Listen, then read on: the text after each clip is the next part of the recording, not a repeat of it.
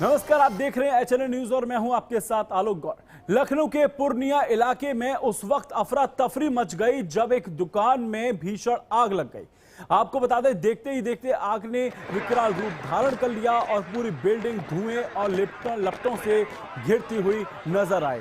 दुकान के ऊपर एक कोचिंग सेंटर भी संचालित था, जहां मौजूद छात्र छात्राएं और अन्य लोग बिल्डिंग में फंस गए। जान बचाने के लिए कई लोगों को छज्जों और छतों से नीचे उतारना पड़ा। घटना की सूचना मिलते ही स्थानीय लोग राहत और बचाव कार्य में जुट चुके हैं। अब आपको लाइव तस्वीरें हम दिखा रहे हैं, जहां उत्तर प्रदेश के उप मुख्यमंत्री ब्रजेश पाठक वहां मौजूद हैं, जायजा ले रहे हैं कि आखिर स्थिति क्या है वहां की। और दमकल विभाग और पुलिस की टीमें मौके पर भी पहुंची हुई हैं। लेकिन हम आपको जो तस्वीरें दिखा रहे हैं वो लाइव तस्वीरें हैं। जब ये भीषण आग जब लगी थी, उसके बाद अब ये उप मुख्यमंत्री ब्रजेश पाठक सीधा पहुंच चुके हैं, जिसकी लाइव तस्वीर हम आपको टीवी स्क्रीन पर दिखा रहे हैं।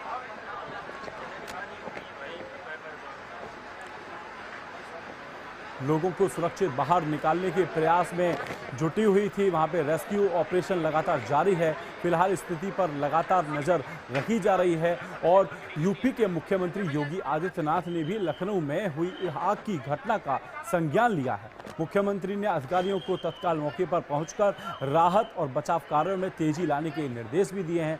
साथ ही घायलों को तत्काल और समुचित उपचार उपलब्ध कराने के लिए कहा गया है। आपको बता दें, मुख्यमंत्री ने प्रशासन को हर स्तर पर सतर्कता बरतने और राहत कार्यों की लगातार मॉनिटरिंग करने के निर्देश भी दिए हैं। उन्होंने अधिकारियों से स्थिति पर नजर बनाए रखने और प्रभावित लोगों को हर संभव सहायता उपलब्ध कराने को कहा है। और तस्वीर आप देखिए, उप मुख्यमंत्री ब्रजेश पाठक भी यहाँ मौजूद हैं। लाइव तस्वीर हम आपको दिखा रहे हैं आपकी टीवी स्क्रीन पर और हर चीज का वो जायजा ले रहे हैं कि आखिर ये घटना कैसे घटित हुई है। और रेस्क्यू ऑपरेशन जारी है, लगातार जारी है। सूचना पर दमकल और एम्बुलेंस गाड़ी मौजूद है। वहां पर जो घायल हैं उनको अस्पताल पहुंचाया जा रहा है। लखनऊ के पूर्णिया इलाके में दुकान में जो भीषण आग लगी है, जिसकी तस्वीर हम आपको दिखा रहे हैं। एक तस्वीर में आप देख सकते हैं भीषण आग और दूसरी तरफ रेस्क्यू ऑपरेशन जारी है। वहीं उप मुख्यमंत्री, यूपी के जो उप मुख्यमंत्री हैं ब्रजेश पाठक, वो मौके पर मौजूद हैं।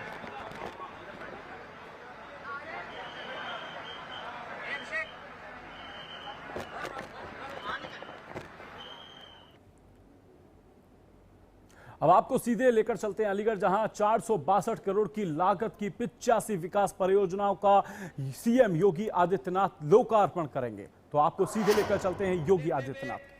इन जनप्रतिनिधियों ने जो यहां पर प्रयास करके विकास की योजनाओं को यहां पर लेके आए हैं, इसकी मैं उन्हें हृदय से धन्यवाद देते हुए अपनी वाणी को यहीं पे विराम देता हूं। धन्यवाद। जय हिंद।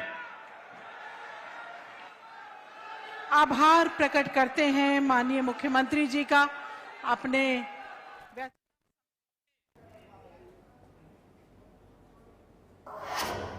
दूसरी खबर की बात करें तो बीजेपी नेता मुख्तार अब्बास नकवी ने एचएनएन से खास बातचीत की है। इस दौरान उन्होंने पश्चिम बंगाल में एक प्रमुख सड़क सुहारवर्दी एवेन्यू का नाम बदलकर गोपाल मुखर्जी रोड किए जाने के फैसले को लेकर बयान दिया है। उन्होंने क्या कुछ कहा, आइए सुनते हैं। इस वक्त हमारे साथ में बातचीत करने के लिए बीजेपी के वरिष्ठ नेता मुख्तार अब्बास नकवी जी हैं। सर, जिस तरह से पश्चिम बंगाल और कोलकाता में सड़क बदलने को लेकर विवाद छड़ा है और कहना है कि दोनों ही अलग अलग व्यक्ति थे, लेकिन भाजपा को किसी तरीके से क्रेडिट लेना है, इस पर काम। देखिए, आज़ादी के लड़ाई के दौरान पश्चिम बंगाल में सैकड़ों लोगों के कत्लेआम का जो खलनायक था, उस व्यक्ति का नाम सोहरावर्दी था। और वो सोहरावर्दी जो है वो इतिहास के पन्नों में एक खलनायक के रूप में पूरी दुनिया जानती है। और उसके नाम पर आप बिल्डिंग और सड़क का नाम रखेंगे और उस पर शर्मिंदगी महसूस करने के बजाय उस पर लीपापोती करने की कोशिश करेंगे तो ये ठीक नहीं। जी सर, एक तरफ दिख रहे हैं कि शिवसेना में जिस तरीके से अभी तमाम सांसद बागी हो रहे हैं, आज वो शिंदे गुट में जो शिवसेना का गुट है उसमें मिलने वाले हैं, इस पर क्या कहना? देखो, ऐसा ये जो ख़ानदानी सियासत और खुरपैची विरासत है वो झटके पे झटका खा रही है। और आप जो है वो कहेंगे सब ये बिकाऊ हैं। आप अपने ही लोगों को जब बिकाऊ कहेंगे तो वो टिकाऊ कैसे रहेंगे आपके साथ? नीट पेपर परीक्षा काफी सफल देखी गई, लेकिन कुछ जगहों पर इसमें विवाद भी छिड़ा, कुछ बच्चों के एग्जाम छूट गए। छात्रों की परीक्षा पर छल छत्रपों की जो पैराशूटी पॉलिटिक्स है वो ठीक नहीं है। ठीक है, तो ये थे हमारे साथ में बीजेपी के नेता मुख्तार अब्बास नकवी की तमाम चर्चाओं पर खास बातचीत। वीडियो जर्नलिस्ट अनुज के साथ मैरिया राय, HNN न्यूज पर। और अगली खबर कन्नौज से है, जहां एक विवाहिता का शव संदिग्ध अवस्था में बरामद होने से इलाके में हड़कंप मच गया है। आरोप है कि विवाहिता की मौत के बाद ससुराल जन बच्चों को लेकर मौके से फरार हो गए। वहीं युवती के मायके वालों ने यह भी आरोप लगाया कि मृतका के ससुराल वालों ने गला दबाकर उसकी हत्या की है। बताया जा रहा है कि मरने से पहले मृतका ने अपने परिजनों से फोन पर बातचीत की थी और अपनी जान को खतरा बताया था। घटना की सूचना मिलने पर पुलिस पहुंची और शव को पोस्टमार्टम के लिए भेजा है। मामले की जांच पड़ताल लगातार जारी है। बहुत बुरी तरीके से मारा। किसने मारपीट की? अरे उसे मारा, सबने मिलके मारा, कपड़ा फटे, सब गलत बेल्ट से मारा और बहुत बुरी तरीके से, पूरी नीली लगी लड़की, बहुत बुरी तरीके से मारा। किसने मारपीट की थी? ससुराल वाले ने सबने मिलके मारा है। ससुर इतनी भारी, उसका शरीर इतना तगड़ा था कि अकेला सब उठा ही नहीं सकता उसे। अच्छा, घटना कैसे क्या हुई? शाहजहांपुर से एक दर्दनाक सड़क हादसे की खबर सामने आई है, जहां अल्लाहगंज थाना क्षेत्र में भूसे से भरी एक तेज रफ्तार ट्रक की बाइक से जोरदार टक्कर हो गई। बाइक पर दंपति के साथ एक सवार था। बताया जा रहा है कि बाइक पर सवार पति पत्नी की मौके पर ही मौत हो गई। उनका 10 साल का जबकि एक बच्चा गंभीर रूप से घायल हो गया। टक्कर इतनी जोरदार थी कि बाइक के जो पुर्जे होते हैं वो दूर तक जा गिरे। वहीं घटना की सूचना मिलते ही मौके पर पहुंची पुलिस ने शव को पोस्टमार्टम के लिए भेजा है और घायल बच्चे को अस्पताल में भर्ती कराया है। बच्चे का इलाज जारी किया गया है। इस भयावह घटना के बाद परिवार और इलाके में शोक की लहर है। पुलिस मामले की जांच कर रही है। शाहजहांपुर से एक दर्दनाक सड़क हादसे की खबर सामने आई। आपको बता दें, अल्लाहगंज थाना क्षेत्र में तेज रफ्तार ट्रक की टक्कर हो गई। बाइक सवार पति पत्नी की मौके पर ही मौत हो गई, जबकि एक बच्चा गंभीर रूप से घायल हो गया। घटना की सूचना मिलते ही मौके पर पहुंची पुलिस ने शव को पोस्टमार्टम के लिए भेजा है और घायल बच्चे को अस्पताल में भर्ती कराया है, जहां बच्चे का इलाज जारी है। और परिवार और इलाके में हादसे के बाद शोक की लहर दौड़ गई है। हमारे मौसेरे भाई संतोष शर्मा और भाभी किरण शर्मा और उनका पुत्र शोभित जे सुबह 4 बजे आज प्रातः अपने मौसेरे भाई संदीप शर्मा तुलोपुर शादी के लिए जा रहे थे। अचानक यह अल्लाहगंज से घर से निकले तो सुबह सामापुर मोड़ यहाँ पर पिकअप से इनका एक्सीडेंट हो गया। पिकअप से? हाँ। पिकअप में क्या भरा था? भूसा भरा था। अच्छा, पिकअप में भूसा भरा था। हाँ। अच्छा।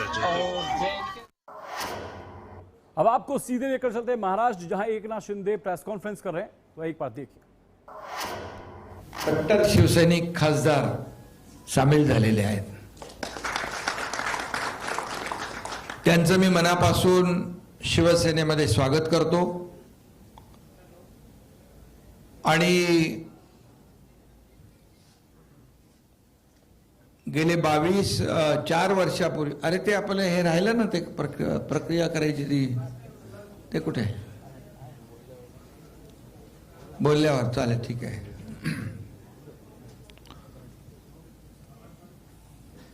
4 वर्षापूर्वी 22 जून 2022 मला वाटतं शिवसेनेने आम्ही उठाव केला होता। तेव्हा 40 आमदार सोबत सुरुवातीला होते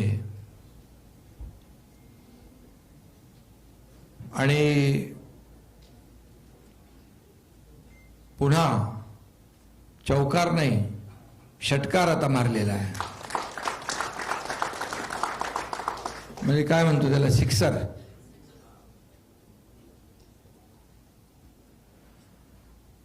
अगोदर आपण 2022 साली शिवसेना पक्ष वाचवण्यासाठी, धनुष्यबाण वाचवण्यासाठी, बाळासाहेबांचे विचार वाचवण्यासाठी तो उठाव केला होता.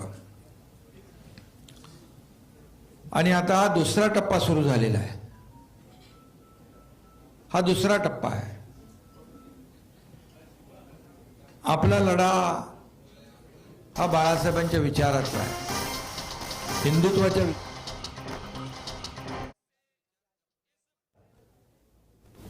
आणि म्हणून जिथं शिवसेनेचे विचार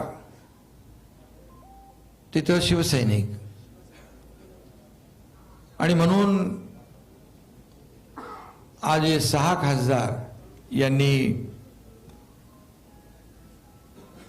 बाळासाहेबांच्या शिवसेनेमध्ये खऱ्या शिवसेनेमध्ये सामील होण्याचा निर्णय घेतला आपल्या शिवसेना परिवारामध्ये. तो आपने देखा प्रेस कॉन्फ्रेंस में शिंदे के साथ, एकनाथ शिंदे के साथ बागी सांसद भी मौजूद रहे हैं. तो वहीं अगली खबर की बात करें तो खबर मुरादाबाद से है, जहां बजरंग दल कार्यकर्ताओं ने एक घर पर कुछ हिंदू परिवारों का ईसाई समुदाय द्वारा धर्मांतरण कराते हुए पकड़ा था. इस दौरान बजरंग दल कार्यकर्ता मौके पर जा पहुंचे और पुलिस को बुलाया गया. धर्मांतरण कराने वालों के खिलाफ कार्यवाही को लेकर बजरंग दल के कार्यकर्ता कचहरी परिसर में इकट्ठा हुए. कार्यकर्ताओं ने जिलाधिकारी को एक ज्ञापन भी सौंपा. ज्ञापन के माध्यम से इन अवैध धर्मांतरण कराने वालों की जांच कर सख्त कार्रवाई की मांग की है. और मेरठ प्रांत के सह संयोजक उपेंद्र सिंह ने कहा कि गरीब हिंदू परिवारों को आर्थिक लाभ का लालच देकर अवैध धर्मांतरण कराया जा रहा है. अब तक ये लोग काफी हिंदू परिवारों का धर्मांतरण करा चुके हैं. इनके खिलाफ कार्रवाई की मांग की है और अगर इन लोगों के खिलाफ प्रशासन कोई कार्रवाई नहीं करता है तो बजरंग दल बड़ा आंदोलन करेगा. इतना ही नहीं, सह संयोजक ने खुद दंडित करने की भी बात कही है.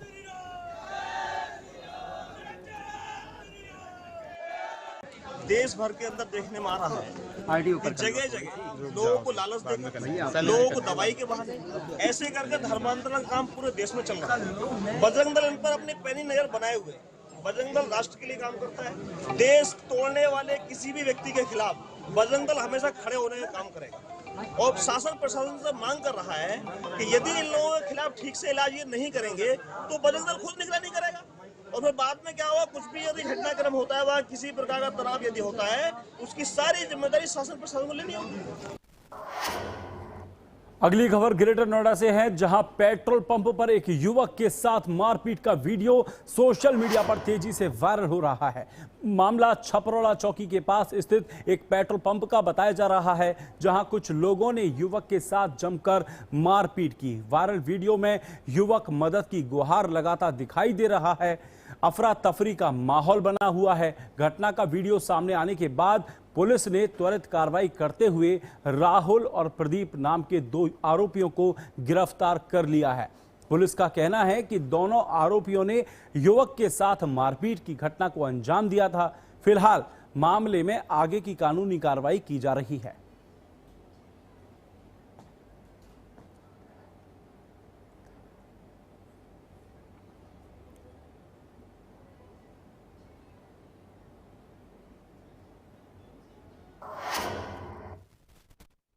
सांसद योगेंद्र चंदौलिया ने एचएनएन से खास बातचीत की है. इस दौरान उन्होंने दिल्ली के पूर्व सीएम केजरीवाल पर हमला बोला है और राम मंदिर चढ़ावे प्रकरण को लेकर एक बयान दिया है. सुनिए.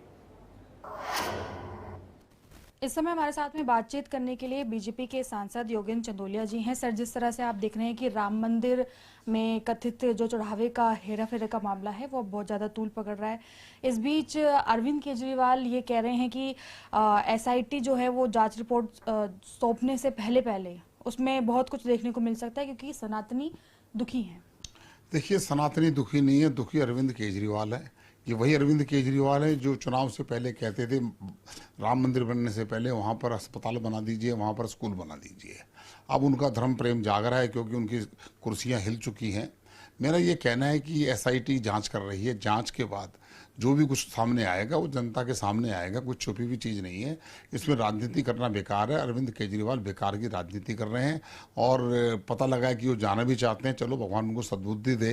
राम का विरोध करते करते आज राम के चरणों में तो जा रहे हैं, लेकिन वह इस चीज़ को विवादाग्रस्त ना करें। SIT की जांच में जो भी होगा सरकार अच्छा निर्णय करेगी और कोई भी इस प्रकार का गलत काम नहीं होने दिया जाएगा। ये भी कहना है क्योंकि इसमें करोड़ों लोगों की आस्था जुड़ी हुई है और अब तक कोई FIR भी नहीं है, नाम भी काफी बड़े बड़े सामने आ रहे हैं। ये बात तो ठीक है कि करोड़ों लोगों की आस्था है, लेकिन जब वो वहाँ पर अस्पताल बनाने की बात कर रहे थे उस समय करोड़ों लोगों की आस्था कहाँ चली गई थी, मैं उनसे पूछना चाहता हूँ। वह सस्ती लोकप्रियता के लिए केवल वो अपने राम को आदर्श नहीं मानते, वह वहाँ राजनीति करने जा रहे हैं और इसलिए उनका जाना ना जाना सब बेकार है। कि वहाँ जाकर भी वो ऐसी बात करेंगे। जब जांच चल रही है उसके बीच के अंदर कुछ भी बोलना मुझे लगता है कि ठीक नहीं रहेगा। जी, पंजाब को लेकर अभी बीजेपी जिस तरह से दावा कर रही है कि बंगाल के बाद अब पंजाब में भी कमल ही खिलेगा, इस पर क्या कहना? देखिए, भारतीय जनता पार्टी लगातार मोदी जी के नेतृत्व के अंदर हर चुनाव को परफॉर्मेंस के आधार पर जीत रहे हैं। अभी बंगाल बड़े कठिन परिस्थितियों का चुनाव था। मोदी जी की लोकप्रियता के कारण हम बंगाल में जीते हैं। ममता बनर्जी ध्वस्त हुई है। पंजाब के अंदर भी नशे का कारोबार और भगवंत मान का शराब की नीति और शराब पीकर गुरुओं का अपमान, सिख बहुल्य इलाके के अंदर कोई भी भगवंत मान को इस प्रकार से स्वीकार नहीं करेगा। अरविंद केजरीवाल को चाहिए था कि उनको बर्खास्त कर देते, लेकिन उनकी मजबूरी है आपस के क्या हमें पता नहीं है। लेकिन पिछले कुछ समय से भारतीय जनता पार्टी लगातार पंजाब में अच्छा प्रदर्शन करेगी और हमारी पूरी की पूरी ताकत पंजाब में हमने लगाई हुई है। जब चुनाव आएगा तो परिणाम भारतीय जनता पार्टी के पक्ष में अच्छे आएंगे। एक आखिरी सवाल उत्तर प्रदेश को लेकर, अभी जिस तरह से अब चुनाव काफी नजदीक हैं और ऐसे में वहां पर कहीं ना कहीं पर जो गठबंधन है उसमें काफी विवाद अभी इस समय नजर आ रहा है। ये कहा जा रहा है कि कांग्रेस पूरी तैयारी में नहीं है, वहीं पर जो सपा है वो कह रही है कि 403 सीट पर हम अकेले उतरने वाले हैं। बीजेपी किस तरह से देखती है? देखिए, ये उनका अपना अंदरूनी मामला है अलग अलग राजनीतिक पार्टियों का। अब जिस प्रकार से ममता और कांग्रेस अलग लड़े और दोनों ने वहाँ पर जिस प्रकार से उनको निराशा मिली है और आज ममता और राहुल गांधी गले मिलकर एकता की बात कर रहे हैं। कोई भी अपना वर्चस्व नहीं छोड़ना चाहता। हमारी सरकार जो है, चाहे उनका समझौता हो जाए तो ठीक, समझौता नहीं हो तो ठीक, हम वहाँ पर योगी आदित्यनाथ जी के नेतृत्व में चुनाव लड़ेंगे और हम तीसरी बार सरकार बनाएंगे। जी, तो ये थे सांसद योगेंद्र चंचुलिया, जिन्होंने काफी सारे मुद्दों पर अपनी अहम जो बात है उसे रखा। वीडियो जर्नलिस्ट अनुज के साथ मैं रिया राय, HNN न्यूज पर। आज बिहार में सिर्फ एक सवाल गूंज रहा है, क्या भरत भूषण तिवारी का एनकाउंटर फर्जी था? अगर यह मुठभेड़ सही थी तो फिर जांच की मांग क्यों उठ रही है? और अगर सवाल इतने गंभीर हैं तो फिर सच सामने आने में देरी क्यों हो रही है? भोजपुर की इस घटना ने बिहार की राजनीति, पुलिस व्यवस्था और न्यायिक प्रक्रिया तीनों को कटघरे में खड़ा कर दिया है। ताजा घटनाक्रम यह है कि इस मामले में सुप्रीम कोर्ट को एक पत्र और याचिका भेजकर तुरंत संज्ञान और CBI जांच की मांग की गई। याचिकाकर्ताओं का आरोप है कि यह फर्जी एनकाउंटर हो सकता है और संबंधित पुलिस अधिकारियों पर FIR दर्ज होनी चाहिए। हालांकि सुप्रीम कोर्ट ने फिलहाल तत्काल हस्तक्षेप नहीं किया है, लेकिन मामला अब कानूनी और राजनीतिक दोनों मोर्चों पर गर्मा चुका है। वहीं 24 जून को भोजपुर के बिलौटी गांव में बड़ी महापंचायत आयोजित होगी। इसमें 10,000 से अधिक लोगों के जुटने की संभावना जताई जा रही है। महापंचायत में आगे की रणनीति और आंदोलन की दिशा तय होगी। चलिए हम आपको अब बताते हैं इस पूरे विवाद की सबसे बड़ी वजह आखिर है क्या। परिवार और कई सामाजिक संगठनों का आरोप है कि भरत तिवारी को उस समय गोली मारी गई जब वह कथित तौर पर सरेंडर की स्थिति में था। जी हां, वो सरेंडर की स्थिति में था। इसी आधार पर एनकाउंटर की वैधता पर सवाल उठाए जा रहे हैं और दूसरी तरफ पुलिस का कहना है कि कार्रवाई आत्मरक्षा में हुई है। पुलिस का कहना है कि आत्मरक्षा में हुई है कार्रवाई और जवानों की सुरक्षा का खतरा था, जवानों की सुरक्षा को खतरा था। इसी तर्क के आधार पर पुलिस अपनी कार्रवाई को जायज बता रही है और अब सियासत में भी दो स्पष्ट खेमे बन चुके हैं। जी हां, स्पष्ट खेमे बन चुके हैं, दो खेमे। विपक्ष के नेता तेजस्वी यादव लगातार निष्पक्ष जांच की मांग कर रहे हैं और कह रहे हैं कि सच सामने आना चाहिए। तेजस्वी यादव के आरोप है, तेजस्वी यादव ने आरोप लगाया है सीधा सीधा कि बिहार में इससे पहले भी कई फर्जी एनकाउंटर हुए हैं और कुछ मामलों में जातीय आधार पर कार्रवाई किए जाने के आरोप भी लगे। उन्होंने गाय घाट और मधुबनी से जुड़े मामलों का जिक्र करते हुए कहा कि अब तक पीड़ितों को न्याय नहीं मिला है और जनता न्याय की प्रतीक्षा कर रही है। और वहीं दूसरी ओर केंद्रीय मंत्री जीतन राम मांझी ने भी कहा है, जी हां, जीतन राम मांझी ने बड़ा बयान देते हुए कहा है कि वे इस एनकाउंटर को जस्टिफाइड मानते हैं और पुलिस की कार्रवाई का समर्थन भी करते हैं।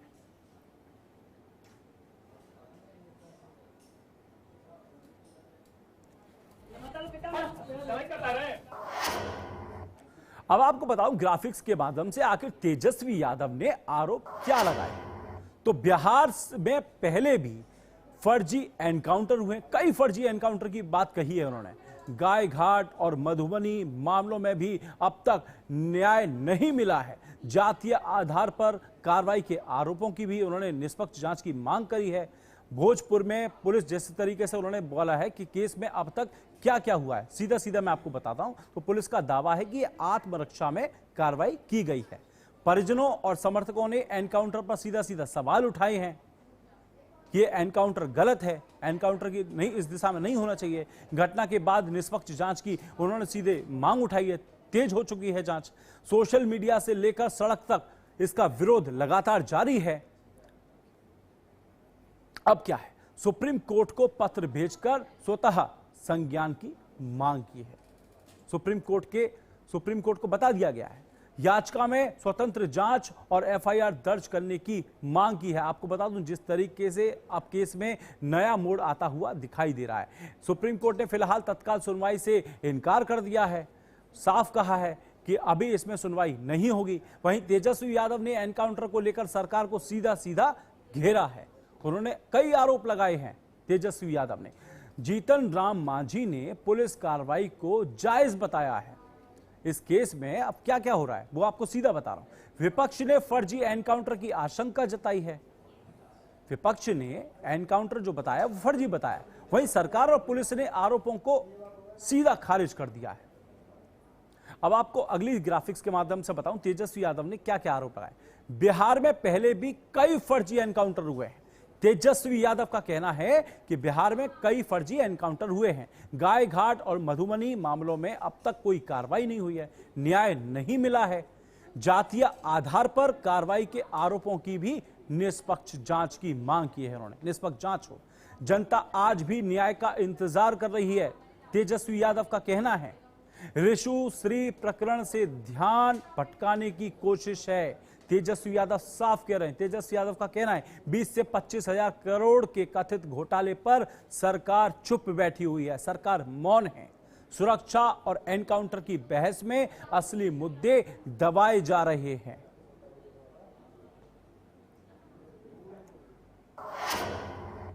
तो फिलहाल वक्त हो चला है छोटे से ब्रेक का। खबरें और भी हैं, जल्द लौटेंगे।